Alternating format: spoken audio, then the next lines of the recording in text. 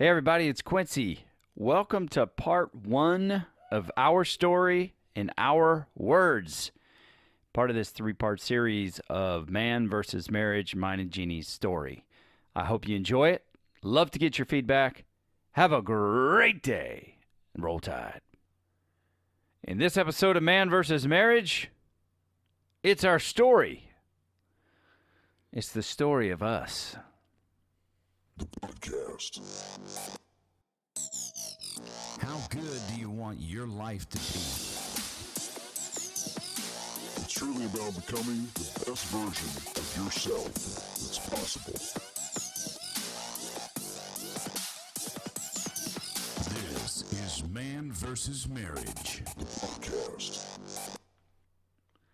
And welcome back to another episode of Man versus Marriage. It is I, the Q Diggity Dog, in the studio with my wife, Jeannie Moran. Say hello or whatever salutation you like, honey. Hi. Hi. Yes. So today we are going to talk about our story, who we are, where we're from, how we met, talk about our marriage, kids, adversity in parenting and marriage, and how did we get here? And the reason I want to do this, or the primary reason is because when this started, the show started, it was me on the mic and it was Coach Rita. And the audience has my side of the story. We did bring you in some from time to time. And then she had some family obligations and had to step aside. So Coach Rita stepped out of the show and you filled her shoes and we started the next era of Man versus Marriage. And I don't know that our story has ever been put out there in full. So I don't know how long or short the episode is going to be, but it's going to give you a great introduction to who we are, to what our story's about, and to how this podcast became a thing. And I think from the U.S. to Canada to Mexico to Scotland to Nigeria to India to South Africa, Australia, and beyond, even some Ireland listeners in there, it would be nice to have a point where it's like, okay, let's tell our story in our own words. And it might be sticky, it might be messy, it might be complicated. Some questions might take you by surprise. And if they do, honey, just speak up and we'll work through it. But to begin with, I just want to tell a little bit about who we are and where we're from. I just had the privilege of turning 43 years old. And I say the privilege because life is definitely a gift. And I hail from the great state of Alabama, kind of back and forth. And went to some school, some college out there, a little bit of school out here in Southern California, but ultimately made the move to Southern California for good until now, back in 1997, with aspirations to play some college football and get me an education. And my life took a bit of a different path. But my story did start in Alabama, and when my parents got divorced, I moved to California with my mom and lived with her and her family. And at the age of 10, moved back to Alabama for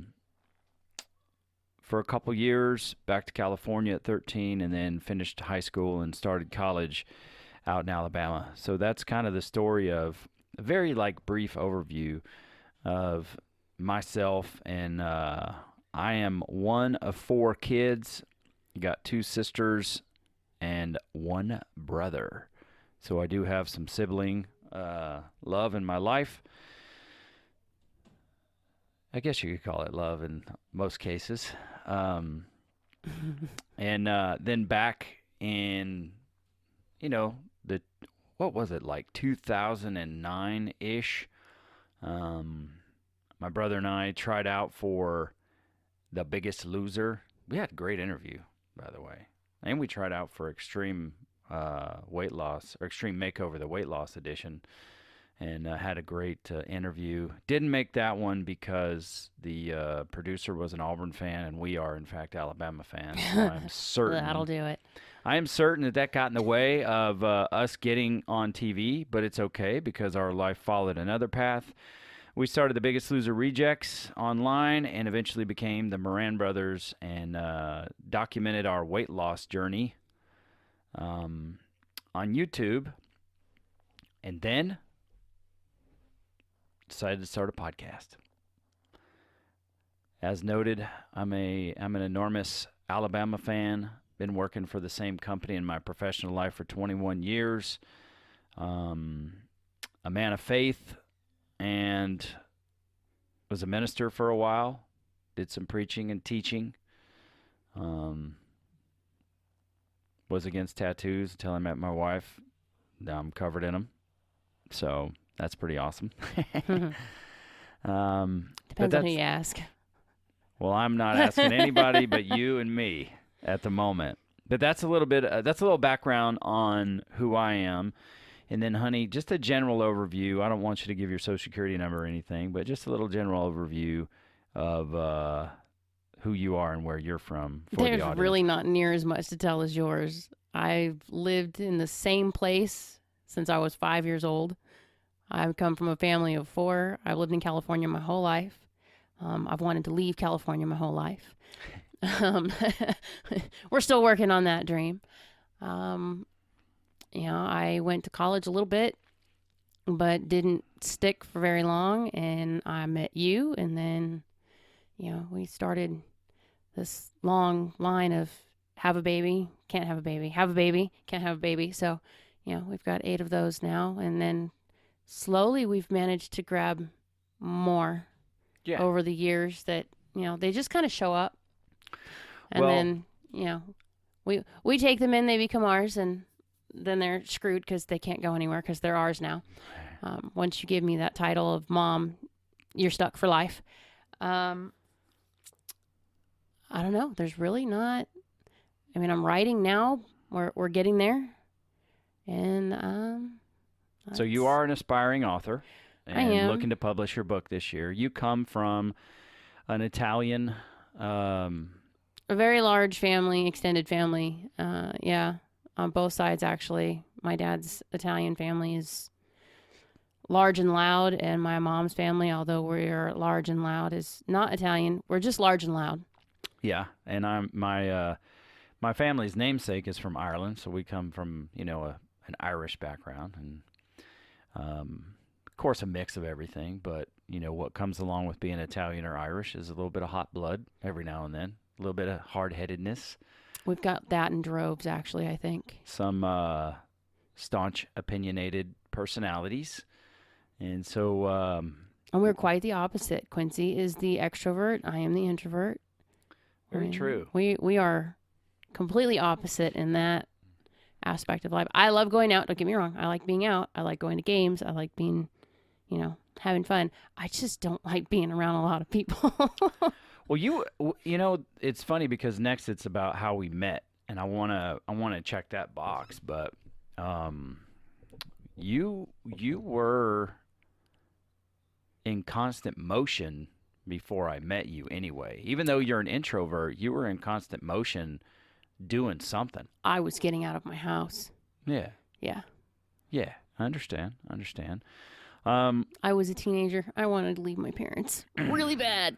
It happens. And it's funny that we have 18-year-olds and more now, and to see that happening in your kids is interesting. So how do we meet? It's a really interesting story that I've told many times, and just listening to it the other day and doing some show prep, it actually brought tears to my eyes because it was really cool. It was just to hear me talk about it from a couple of years ago. But it's pretty exciting how we met, and I'll get into it as quickly as I can here. And it's very interesting, too, how just a couple of decisions either way for either one of us, and we never, ever would have crossed paths. Mm-hmm. And so how did we meet? I was out here on a summer trip, visiting my mother and in California, and slated to go back and finish up my associate's degree at Shelton State Community College, which I want to add is in the city of Tuscaloosa and the sister college to the University of Alabama. Roll Tide. Uh-huh. So like I went there, but I didn't.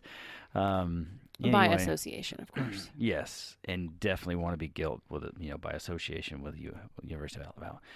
So while out here, the girl I was seeing at the time took me over to meet the football coach and at the local community college, and I kind of decided at that point, I had my heart set on going back to Alabama, but I decided, that I was going to stay in California, do some college, play some football, and see where life took me.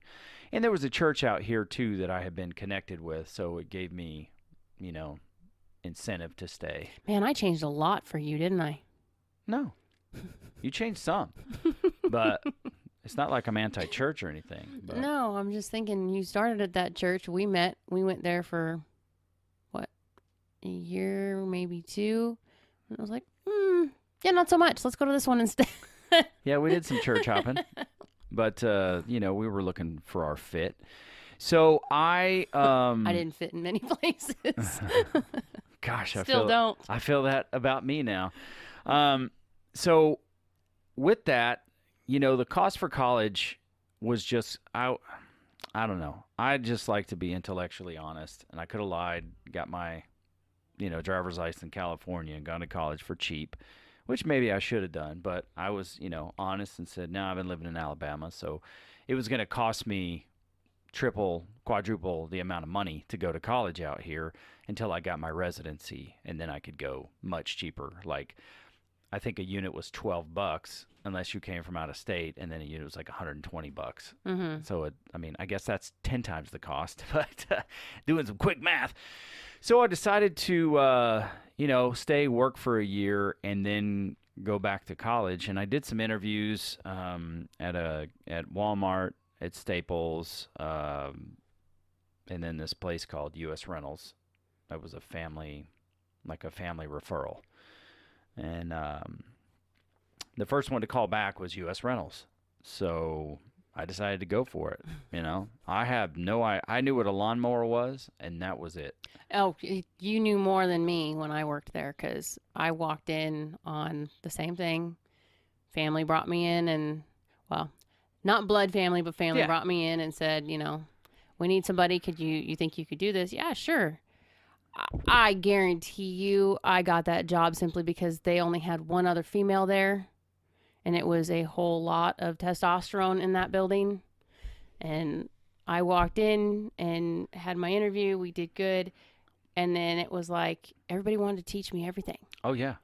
So I was like, oh, cool. Okay, I can do this. No problem. Dude, fast forward 9 months, and I could not wait to jump a plane to Vegas and go see my friends. And then you were there. Well, so that's the spoiler alert is I got a job there, and, you were replacing me. I'm cuter. Well, honey, there's this thing when it comes to building up a story is you don't lead with the lead. You kind of bury it a little bit. That's not the lead. That was the lead. That was the irony in the whole story. I'm going to tell it anyway.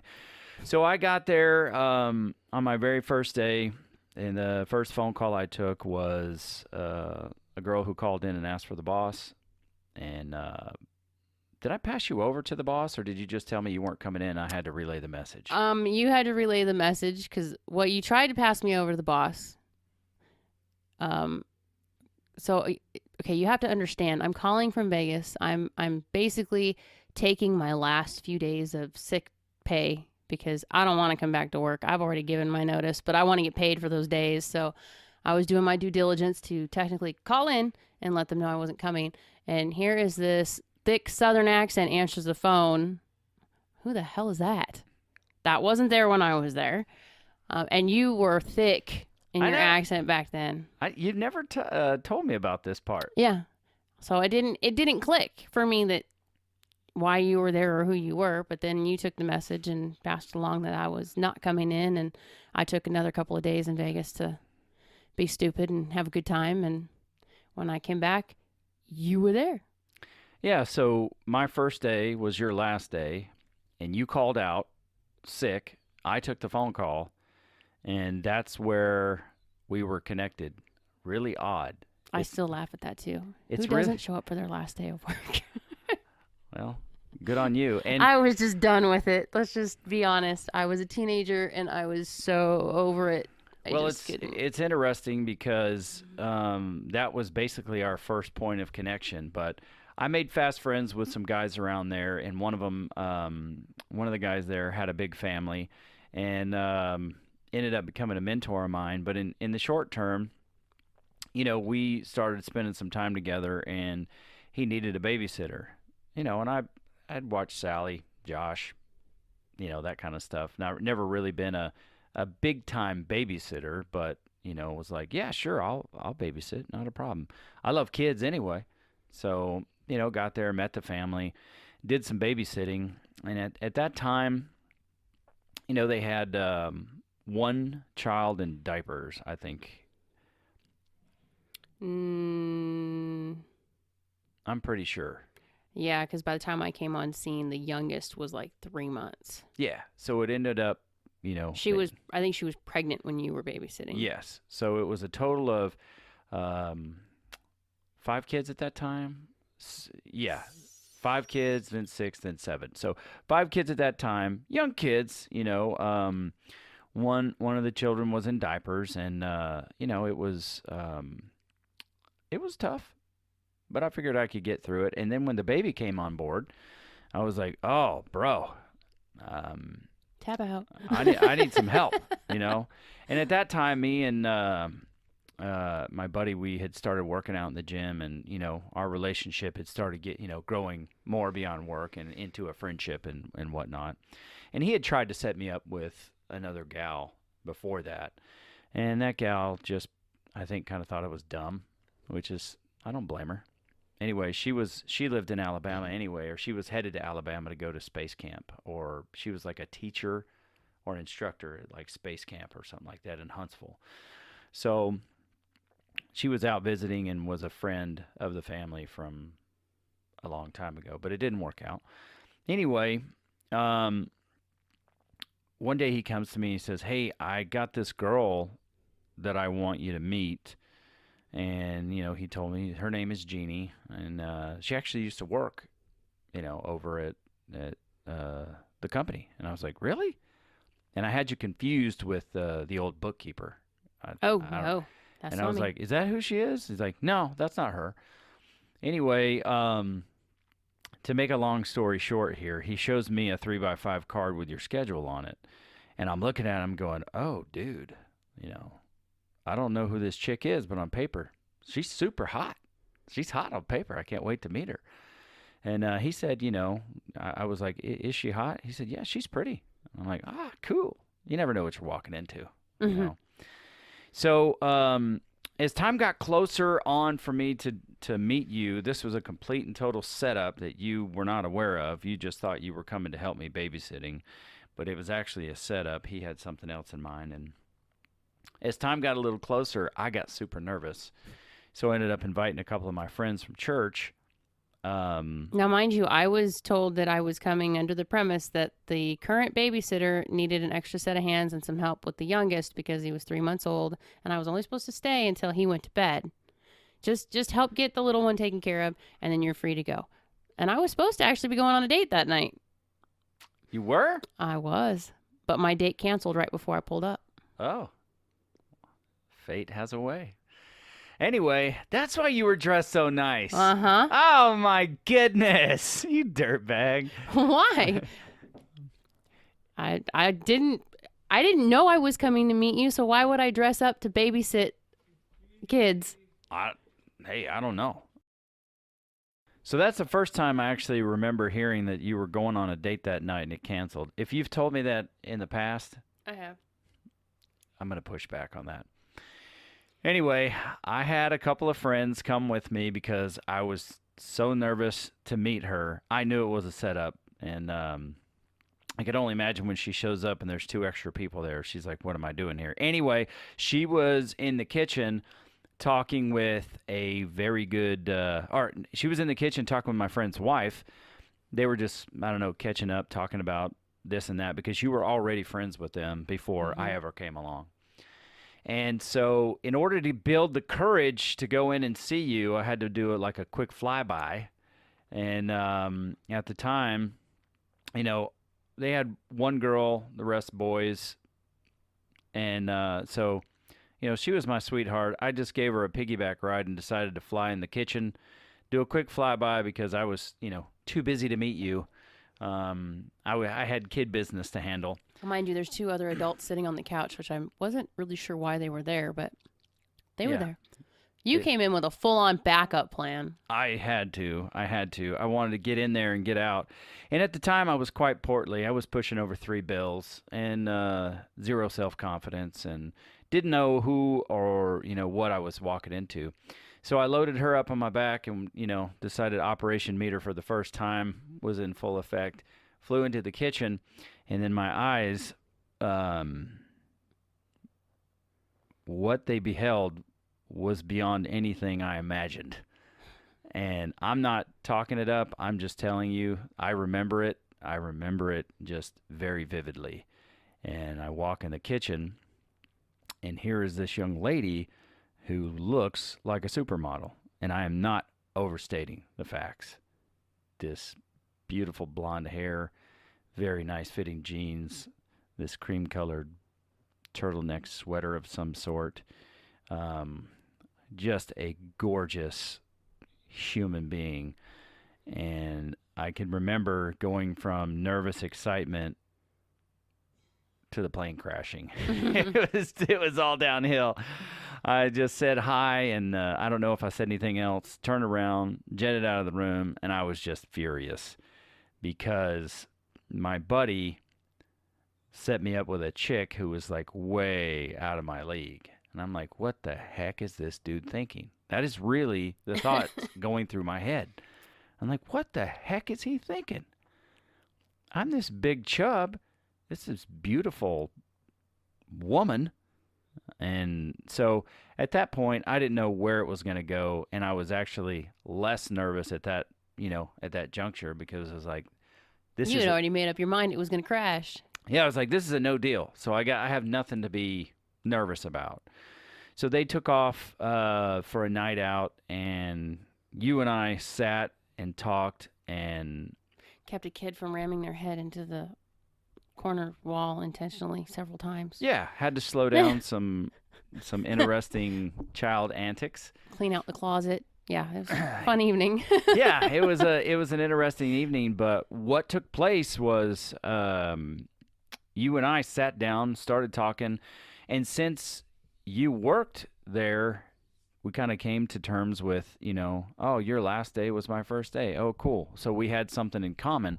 And then we started talking about the boss, you know, and what we loved, what we hate, you know, and it turned into a night of just absolute great conversation, lots of laughs and lots of connecting. It was like, I don't know, was it an instant, like? I think because you kind of determined it wasn't going to work, you let down your guard and you just relaxed a lot. So the conversation was real easy. We had a lot in common. We knew a lot of the same people, so that made it easier to talk. You did have the other 2 there, which chimed in periodically and kind of kept the conversation going. Plus, we were watching Men in Black, and honestly, thinking back on that night, any awkward situation that could have possibly happened and probably kept the ice broke for us, because it was like the random, this one's banging their head on the wall and we need you to go stop him. I'm sorry, what?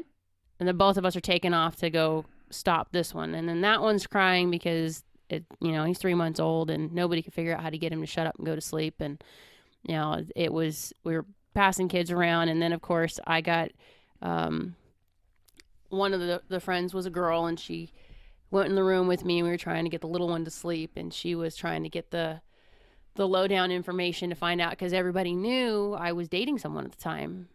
Well, you were on a break. Wow. Yeah, we were on a break. We were supposed to go out that night. That got canceled. That was the official we're on a break conversation. The break conversation happened that night Yeah. before you showed up? Yeah. So that was an interesting scenario. And then you were too chicken to get my information, so I made sure I got it before I left. Now hold on a minute there. Hold on. It was the first night. I wasn't going to ask you, and it was my understanding that you were seeing somebody. I didn't know about the break part up front, and I certainly don't recall. This is new information to me that you were set up to go on a date, and that night he put the date off, and that was the night he decided to go on a break. This is not new information to you. I guarantee you this is not new information to you. Well, what did they do? Cut these memories out when they took parts of my colon out or something, or what? I don't know about that. If you keep your memories in your butt, we have a problem. It's not the butt, it's the gut. They're all attached. And that is where memories and emotions are. Thank you. So maybe it got removed. I'm just saying, back this up for a second and think. I came in dressed really nice, had my hair done, had my makeup on, and I was babysitting. Now, think to other nights that I babysat, and I knew I was going to see the puke child because the boy did not like to keep his milk down. He liked to throw up on both of us. T-shirt and blue jeans. Why would I dress? And I had no clue I was meeting you. I don't know. I was told, I need you to come and babysit just for a couple of hours to get the little one to sleep, and then I'm free to go. Okay, cool. I had plans to go somewhere that night, and they all got canceled. So I stayed. Nicely done to my friend. Huh? I said nicely done to my friend at the time. But maybe that was the case. Maybe it was just a quick, because I had no understanding of that. I figured you were staying the whole time with me to make sure that we would take care of the kids. I was supposed to just stay long enough to get him down to bed, and then I was supposed to take off and go do my own thing, but I ended up staying. I mean, my plans changed. What the hell? That's what I was going to do, So I hung out, and the conversation was good. Your friends were funny. I distinctly remember, us talking everything from life to fishing to football to do we want to start a family. It was probably one of the greatest conversations that I had had, and it became so easy to talk to you. And if it's something you told me that he put the brakes on that night, then he put the brakes on that night. And thank you for doing that, sir. Because it worked out. Because technically, when you're on a break, you're free. You have no obligation. According to friends, yes, you are. You're free. You're on a break. Oh, we were on a break. Exactly. So yeah, that's interesting. It feels like new information, but I guess it's not because you said you've told me. Push back on that. Anyway, what had happened was. The conversation was great. I remember you like to sit on the floor for whatever reason, so I remember you sitting on the floor. I was sitting on the couch. At that time, it hurt me to sit on the floor. I had my belly in the way. But we had such a great time, and then she asked for, my number, and I tried to hide any, overemphasizing any amount of glee, but it was like, yeah, you could have my number. Absolutely. It's a big deal. You got my pager number because we didn't have cell phones then. Well, that ought to date us a little bit. Hey, what are we going to do? And then from there, we were basically peanut butter and jelly. Wouldn't you say? Yeah, I think we started hanging out. We did it a little bit different because we hung out with other people. Yeah. And that was kind of weird. For you? Well, yeah, in a dating scenario, I didn't usually hang out with other people unless I went to a party or something, but I'm not a people person. I don't like to be in crowds, so dating somebody, I didn't go places where I had to click into party scenes or teams. I mean, the guy I was dating at the time was a baseball player, and every time we went out somewhere with a group, it was the same group of guys, and I never fit that scenario. I was always the one in the corner watching everything happen. So for you and I to be hanging out with a group of friends, it was really different. Yeah. But I could imagine that. And for me, the more people, the better, because I just loved people. yeah, you Lots and did. lots and lots of people. That was kind of my forte. I was very involved, at work, freaking working my life away. But when there was no work, I was involved at the youth group at the church. So, that was I was a shell shock for that one. that was my life, and I think we both, even though looking back we didn't have to, we both 99% wise respected the I'm on a break thing. Yeah. And so we endeavored to grow our relationship as friends, and we talked constantly. We spent time together constantly. But aside from that one time at Magic Mountain, there was nothing really physical between us. Yeah, and even at Magic Mountain, it was just hugging. It wasn't anything. Yeah, it was. I mean, we didn't even have our first kiss until the breakup was finalized for sure, and then you and I were like 6 weeks into dating. Yeah. So- So we took it slow, and we purposely took it slow on the dating side. But as far as the talking, connecting, Yeah, but boy, once we conversing- got the go-ahead on the dating side, man, we went full bore and we started making things happen. It's like, okay, I got a promise ring. Okay, in 6 months we were engaged, and then a year later we were getting married. And the only reason we waited a year is because I wanted a certain date right. for a very sentimental reason. Otherwise, I mean, you were ready to go the next week and let's just get this done. So I think if I hadn't wanted that, we got married on what would have been my great-grandmother's 90th birthday. And I did that on purpose. She was one of the big influences in my life and one of the closest people to me. So I wanted to make sure that she was there, so to speak. And otherwise, we probably would have been married a lot sooner. Yeah, and I remember I took a trip to Alabama to visit family, see my brother graduate, and then bought a promise ring. But before that, when we were in Lake Havasu, with your parents, I did what I thought was right and asked your dad permission to court you. With the, and courting is... Which I'm pretty sure made my dad really super confused. Why is that? Because you were asking him for permission to date me, not permission to marry me. Nobody ever asked my dad permission to date us. They just show up and we take off in the truck as fast as we can before dad really gets a chance to do more than say hi. Well, courting is, in my understanding as growing up, is way more a way bigger commitment than just dating, because it's taking your relationship to a level to say this dating is with intention that we're going to That's what I'm get saying. married. You probably hit him with a really strange concept, but Well, he was sitting in the recliner, just looked at me, and I said, I'd like permission to court your daughter. And he's like, are you sure? I said, yeah. He goes, she's high maintenance. I said, I can do high maintenance, but I'd like to court her. And he said, yeah. And I'd asked your mom as well. Now, wait a minute. Am I getting that backwards?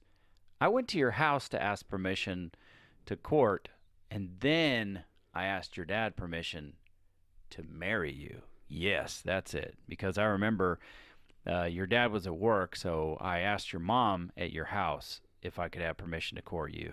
And then the marriage question is where I asked your dad in Havasu, and he said yes. So a little twist of the timeline there. So it was interesting. And man, if every step of the way we hadn't faced adversity, I don't know, maybe it just wouldn't be a part of our story, because there was all kinds of adversity and planning our wedding and people pushing back and planning our wedding, dude, just getting engaged. My gosh, we were surrounded by stuff from the get-go. But also looking back at it, some very defining moments. You had a lot of people that had you on this, I don't want to say it's a pedestal, but they just had this frame of mind of who you were. And I didn't see you that way. I really didn't, because when we talked, it didn't make sense. Is that to say that you thought people had a lot of admiration for me and you had none? No, people were afraid of you. Afraid of me? Like, they were afraid that if they did something that was not biblically correct, or if they did something that, you would be disappointed in, it was like all hell would break loose on them, because you just don't disappoint Quincy. And I'm over here thinking, seriously? That's not me. Like, no. That's why it didn't make sense to me. And I was Well, I'm still known as the bullshit meter in our house. I was the one that people came to me and told me all their stuff. Like, I'm the corrupt one, so it's okay to tell me because I'm not going to, I'm not going to be disappointed in you. I did, however, tell them straight up, get your shit straight. I don't have a problem doing that. I still don't have a problem doing that. But I think I come off to people, I have more of an edge, I guess, just because I've never done the fake thing. I've never been able to deal with it. You had a lot of people in your life that were not, they weren't bad people. They were just doing stupid things. Yeah. And they were not on board with us because I was so different to how they saw you. I was going to corrupt you. And that was like, that nobody could handle that. They had a big issue with it. And then it just kind of went from there. I think even in the beginning, whether we intended to make the boundary or not, we just started hacking people out of the way because they weren't for what we were doing. And we might not have done it exactly the way everybody would have wanted us to do it. Well, there were people that had come to me and said, I don't like this girl for you. I don't like the way that, she treats you, or I don't like this about you. And it's like, well, explain that to me. I didn't know the help me understand or what does that look like at the time. I was, like a teenager, 20 years old or so. They didn't like the way I treated you because if something wasn't right or I didn't like something, I would tell you. Yeah. And that bothered people because I don't know how to be very discreet, or what's the word I'm looking for? Diplomatic? Yeah, I'm not PC about much when it comes to just calling stuff. But that's why you and I clicked so well, because you would rather have someone tell you, dude, you're doing this and it sucks. You shouldn't be doing this. Yeah. This is not your personality. What are you doing? You would rather have that blunt, straight up, this is what I see, and then have the conversation about it than to let someone go, well, I'm just not sure that this is what God wants for you, or I'm just not seeing that this is the thing you should be doing. It's like, don't sugarcoat shit. Just say it. And, say it to messy. We'll clean it up later. We didn't know those terms, but I think in a way we've always kind of lived that way. We just got better at figuring it out. Well, with that, I don't know why the forces were so great against us getting together, except for that being the case. And that's hard. And we've actually talked about that a lot lately, just to take a rabbit trail real quick, of how I just don't necessarily resonate with everybody, because instead of giving me or telling me what you think I would want to hear, all I care about is what's true. One message, what's true. And I can be very direct and cutting edge and, sharp and mean and downright dirty. I just choose to say the truth in more of a diplomatic manner, because my goal is not to beat anybody down. I could be straight. I could be straight to the point. I can. And I could back then too. And I had enough room for anybody who made a mistake. And I wasn't worried about people disappointing me. See, people didn't see it that way. And I think it's because looking back and remembering some of the conversations, you were brought up in a very strict religious belief. Mm-hmm. And so your idea at the time was, if you cross this line, your trip to hell is coming a lot faster than staying on the straight and narrow and doing what's right. It's not that you don't do what's right now. You just have a very different view on the whole going to hell thing. But back then, the people that we were around, I think that was their worry, was like, if I tell you, then I've just agreed that, I'm doing something wrong and I'm going to hell, or I'm going to have to own it and I'm going to have to repent for it and I'm going to have to do something to make it better, because that was their trigger or whatever. But it cracks me up, because we were surrounded by so much hypocrisy, and it never clicked until later. And I know why we had all the adversity that we did, because if you and I ever figured out how good we really are together, there's no stopping us. Yeah. And it took us a while to figure it out because the adversity that hit us, dude, that shit came on stacks at a time. It wasn't like, oh, hey, you know, we've got this little group that doesn't like us, so we are going to go through this bump in the road. It was like, okay, now that you're married and you're all excited and we're living in our bliss, you can't have kids. I'm sorry, what? This whole game plan that we had for our life was set up to, we're going to get married and we're going to have a lot of kids and we're going to have this big, beautiful family in this big country home and we're going to do this. And yeah, I'm not moving to Alabama. Sorry, dude. I need to be here with my family. I need to be here. This is my roots. I need to be here. I'm not leaving. I'm just not leaving. And that was another whole, just the start of what created a snowball of hell for us in our relationship because we stopped talking. We stopped trusting. You know, we got told we couldn't have kids. That wreaks havoc on everything because your mindset goes from, you know, we were newlyweds. I'm not even going to sugarcoat it. When you're newlywed, sex is the thing. I mean, you got a free pass, dude, for as much as you want, except for that 1 week during the month. And we didn't hold back on that. But then when somebody tells you can't get pregnant, it was like we started studying, how do we do this? What do we need to do? And sex just became mechanical at that point because we had an end game we were trying to get to. Yeah, we were trying to work through disappointment. You're right. And I think it took away a lot of the underlying intimacy to it. Don't get me wrong, we still did some things, but it wasn't, I think we were both kind of in the mindset of, are we really doing this because we want to do this? Or are we doing this? Because I was constantly doing pregnancy tests and checking on things because it absolutely fried me to think I couldn't have kids. That was the one thing that I had wanted since I was little bitty was a bunch of kids. The podcast. How good do you want your life to be? You gotta live on purpose, for a purpose. It's truly about becoming the best version of yourself that's possible. This is Man vs. Marriage, the podcast.